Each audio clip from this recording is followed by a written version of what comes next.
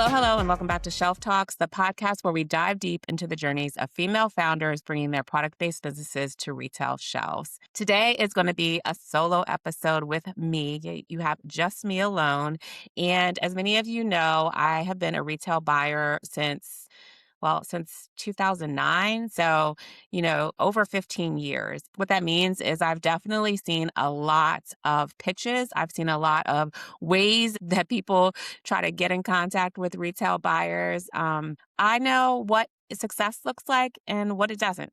So I wanted to take today to really focus on what I'm titling this episode as the 5 biggest mistakes I see founders make when looking to connect with retail buyers. There are definitely more than 5, but I'm going to cap this at 5 today, which, as I'm just reflecting, feeling like these are really the biggest ones that I've seen as mistakes early on. There's definitely ones when it comes later down the line, when it comes to pitching and actually getting on retail shelves. But when we're thinking and talking about that initial connection and trying to get in front of buyers, there's really 5 things that people can do that really can knock you out from even being looked at for a first glance. Number 1, not researching the retailer. I know, as a founder, as an entrepreneur, as a creator, you believe when you make that product that it can be sold any and everywhere, right? But really, you have to sit back and think about what is the ideal place in which not only your consumer shops, but where they will actually buy your product. Say, for example, you have a sunglass brand. You may not have that sunglass brand in a supplement store, but your customers shop at a supplement store, but they don't expect to find sunglasses when they go to a supplement store. Therefore, their mindset is not that they're going to actually purchase something. So you want to be strategic in understanding where your customer is going to shop. Now, what I've seen people do in order to really understand where their customer shops is you can do surveys. So if you have a customer base, an email database full of consumers that already shop your product, you can send a survey out to them and ask them to fill it out and ask, where would you like to see this product? Where would you buy it at? You can do the same on your social platform. You can do any sort of surveys or polls in order to kind of start to figure out where they shop. So on one side of it, you can poll your current consumers. You can ask them where they would shop for your product, right? And the other part of it is going to some retail stores and seeing actually what is on shelf. You're going to do this because if your product is in a category that currently isn't in those stores, it may not be the best place for you to pitch, right? And also you want to look, if there is a category that represents the space that you're looking to be in, what does it look like today? What are the retails? What are the packaging? Does it make sense and does it fit properly on shelf? Not only from a size perspective, but a quality perspective, from a packaging standpoint, like does your product packaging look generic versus theirs looking premium? So you want to do your research basically, and you want to make sure that the retailers that you're going to initially connect with are retailers that really make sense for your product. Some examples of things that I've seen people do great at when researching this is once you get to the level of you actually pitching to the retailer, having a slide that has like the poll results that showcase that people are going to shop their store in order to buy your product, or putting your product on the shelf and taking a picture and inserting that into the deck on the shelf of that actual retailer. So not anybody's, like, don't make it generic. So things like that, I think also just make it a little bit more specialized when it comes to really understanding and identifying where your consumer is going to shop and feeling confident that all of the work that you're doing in order to look and connect to a retail buyer is because it really makes sense for your product to be on that retail buyer shelf. Number 2 is really about sending generic emails. Buyers can tell right off the bat when your email is the same that you sent to 10 other retail buyers. I hate that.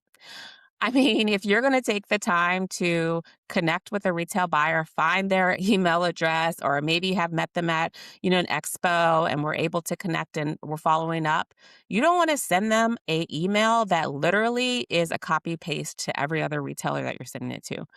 I know that right off the bat, right? When it's pretty generic start, there's no connection.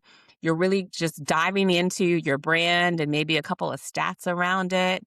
That really turns me off because I know right off the bat that you're not thinking strategically in the retailer that you're looking to go in, and you're really just casting a net to see kind of what you can catch. So I beg of you, if you're able to connect with a retail buyer, if you have that email address, make it meaningful.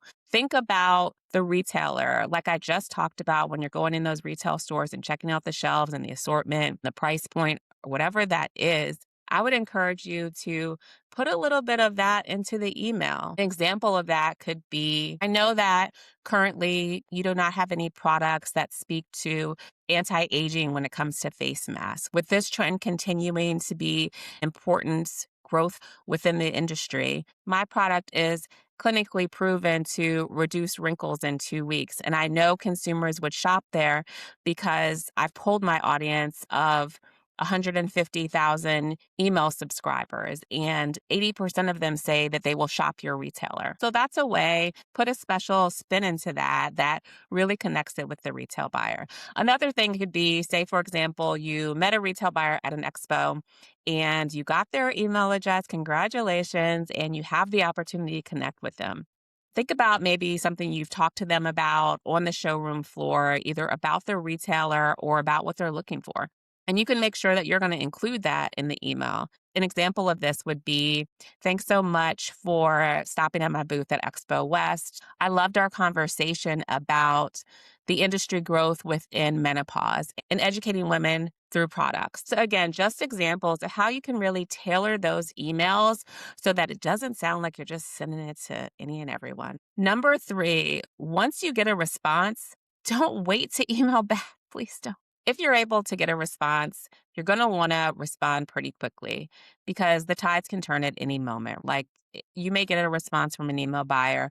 They are truly excited and want to talk next steps with you. If you delay that response, it could lead to another founder coming in that maybe has something very similar to yours that is answering quickly and able to respond. And you may get ignored from that retail buyer because they're focused on somebody else. It could lead to maybe they're at a place where they're about to make a decision from an assortment perspective.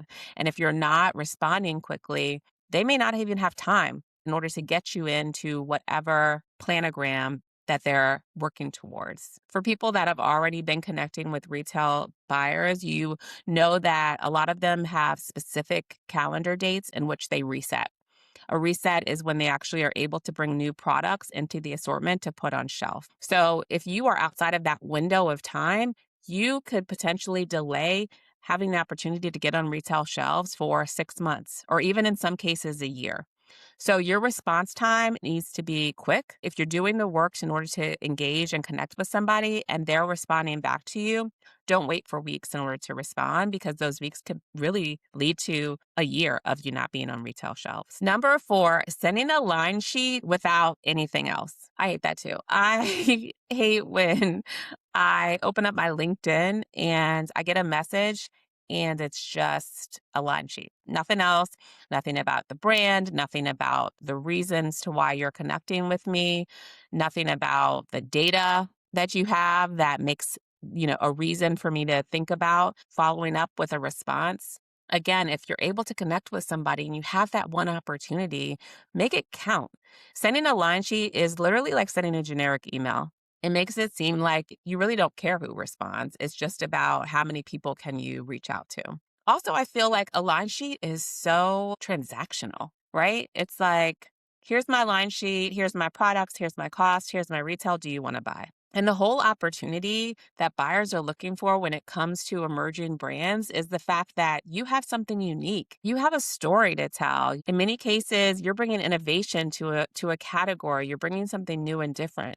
So sending a line sheet makes it seem like you're like one of those legacy brands that are really just trying to get more product on the shelf. So make sure that you remember your unique value and what you're bringing to the table, and that needs to come across when you're connecting, not a line sheet. I actually never like line sheets. Every buyer is different, but I would prefer to have a nice deck that's inclusive of your story, the product assortment that you feel is important to that retailer, because a line sheet just has everything, right? That doesn't tell me what are your top products, what are the ones that you feel are most relevant to this retail store, what are the ones that you're really going to win at.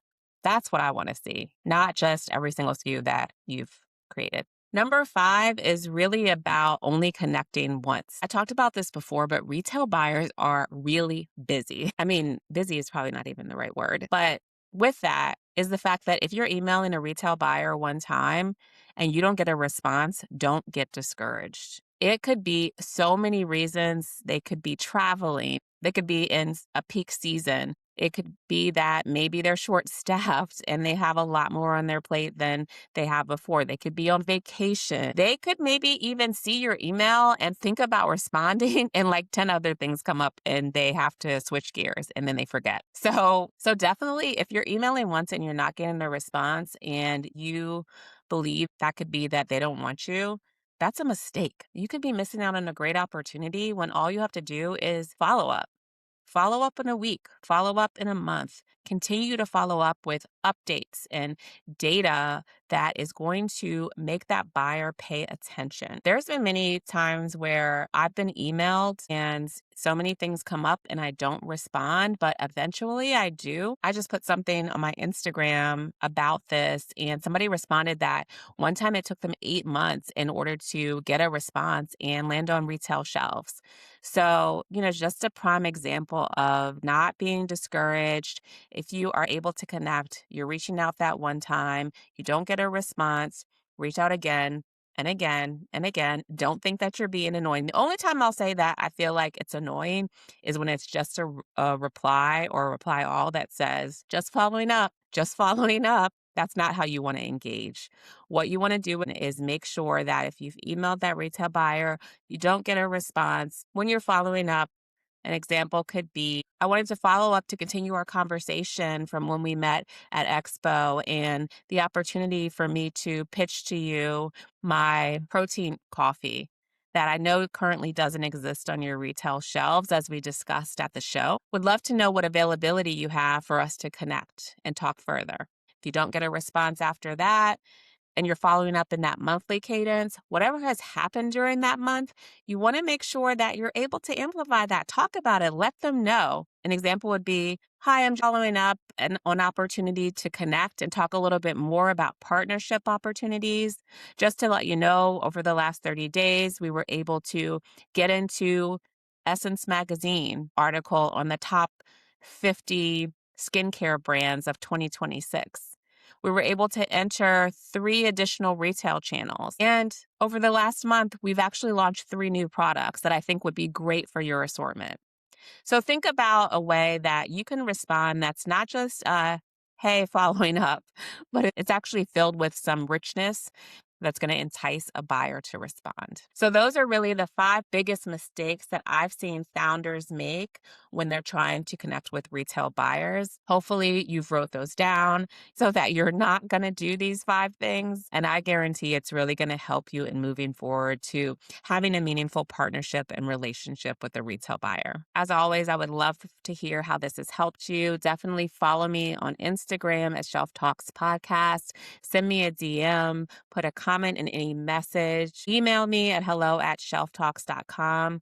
I'm here and definitely want to hear your retail success stories. I encourage you to follow the show. Definitely leave a review. It's just going to help amplify the podcast and allows for other entrepreneurs and founders to hear all of this great value, all of these amazing tips and actionable steps that really allow you to win on shelf.